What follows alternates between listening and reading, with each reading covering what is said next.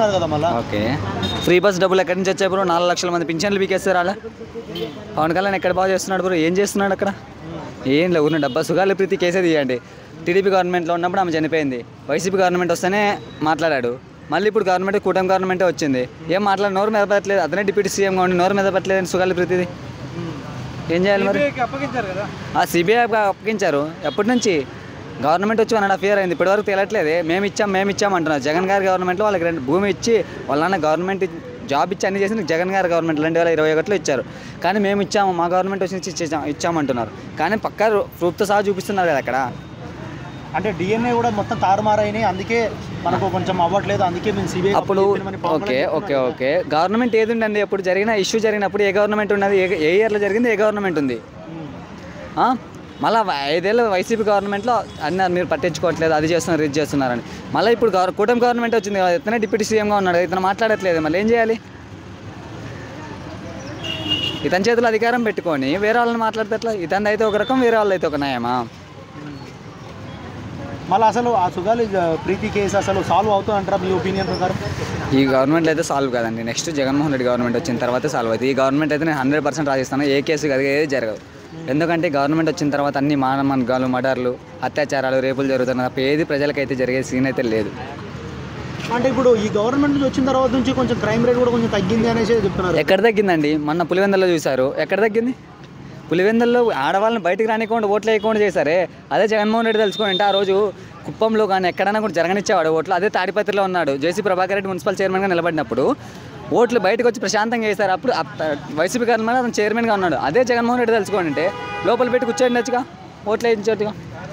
So మన పులివెందుల్లో కూడా ఓటమి అయింది. సో అది నెక్స్ట్ కూడా జగన్ రారు, నెక్స్ట్ మళ్ళీ పులివెందుల్లో ఓటమి అంటే దాని గురించి క్లారిటీ చెప్తా. ఆడవాళ్ళని ఎవరినే కానీ బయటకు రానియట్లేదు, పోలింగ్ బూతులు చేంజ్ చేశారు. పోలీస్ వ్యవస్థ చాలా చేతులు కట్టుకొని కూర్చున్నాను తెలుసా. పోలీసు వ్యవస్థ ఏం జరిగినా కూడా చూడట్లేదు. వైసీపీ అంటే చాలు బయటికి వెళ్ళిపోంటారు. అంతెందుకండి, సొంత నియోజకవర్గంలో ఎవరికైనా కూడా 10,000 ఓట్లు పోలైతే 600 ఎందుకు వస్తాయండి? మేము అడుగుతున్న ఓట్లు వేసిన వాళ్ళు తెలియట్లేదు అక్కడ.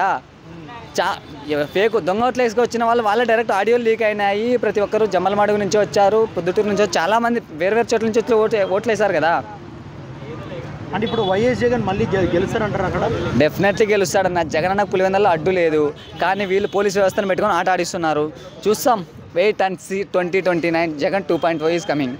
అంటే ఇప్పుడు చాలామంది అయితే ఏంటంటే ఇటు సైడ్ నుంచి చాలా వల్గర్ లాంగ్వేజ్ మాట్లాడుతున్నారు, అటు సైడ్ నుంచి మాట్లాడుతున్నారు. ఇక్కడ తెలిసింది కిరాక్ ఆర్పి, ఇప్పుడు హైపరాది అన్న వాళ్ళు కూడా మాట్లాడుతున్నారు. ఏంటంటే ఎవరు చూసినా 2029 రాని వాళ్ళ పని చూపిస్తామంటున్నారు. సో అది కరెక్ట్ అంటారా మీ ఒపీనియన్ ప్రకారం? డెఫినెట్లీ అన్న. ఇప్పుడు వాళ్ళు చేసినప్పుడు మేము ప్రశాంతంగా ఏం మాట్లాడారు. వాళ్ళ గవర్నమెంట్ వచ్చిన ఎన్ని మర్డర్లు, ఎన్ని మానవంగాలు ఎన్ని చేస్తున్నారు, ఎంతమందిని ఎంత వేధిస్తున్నారు, ఎన్ని కేసులు అక్రమ కేసులు పెడతారు, అన్నీ చూస్తున్నాం, వెయిట్ చేస్తారు. అది మా గవర్నమెంట్ వచ్చినప్పుడు జగనన్న గవర్నమెంట్లో చేయాలనుకుంటే వీళ్ళందరూ బయట తిరిగే వాళ్ళ. కిర్రాక్ ఆర్పి ఎవరు, వాళ్ళెవరు, వీళ్ళెవరు, ఎవ్వరు బయట కనిపించే వాళ్ళ సీనియర్ లేదు. హైపరాది గాడు వాళ్ళు వీళ్ళెవడు. ఇప్పుడు నెక్స్ట్ మా గవర్నమెంట్ వస్తే మేము ఉండంగా ఊరిన పాపం ఏదో అనుకున్నాము. నెక్స్ట్ వాళ్ళ ఛాన్స్ చూపించారు, ఛాన్స్ చేస్తున్నారు. మేము చూపిస్తాం ఇప్పుడు నెక్స్ట్ ఇంకా 2.0 చూపిస్తాం ఎలా ఉంటుందో. అంటే ఇప్పుడు ఏం జరగబోతుంది 2029లో చెప్పాం నా, చేసి చూపిస్తాం అంతే అంతే.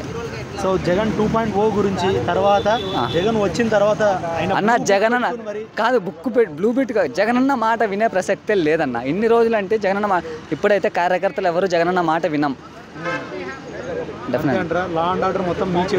జగనన్న మాట వినే సీన్ లేదు. ఎందుకంటే జగనన్న మాట చెప్తున్నా ఇన్ని రోజులు 2019 నుంచి 24 వరకు జగనన్న మాట విని చాలా నష్టపోయినాం. నెక్స్ట్ 29 నుంచి వినే సీన్ లేదు. చూస్తున్నాగా ఎన్ని అరాచకాలన్నీ. ఏం చెప్పాలనుకో, ఏముందన్నా చేపల పులుసు అమ్ముకుంటూ వచ్చాడు. వాడి పరిస్థితి చేపని తోమినట్లు రప్ప తోమకపోతే వైసీపీ కార్యకర్తనే కాదు. ఓకే, సీమరాజా గారి పరిస్థితి ఇంక చెప్పుకోకూడదులే అన్న. వాడు ఇంకా కౌంటింగ్ అయిపోయిన నెక్స్ట్ మినిట్ వాడు ఎక్కడుంటాడో కూడా వాడికే తెలియదు ఇంకా.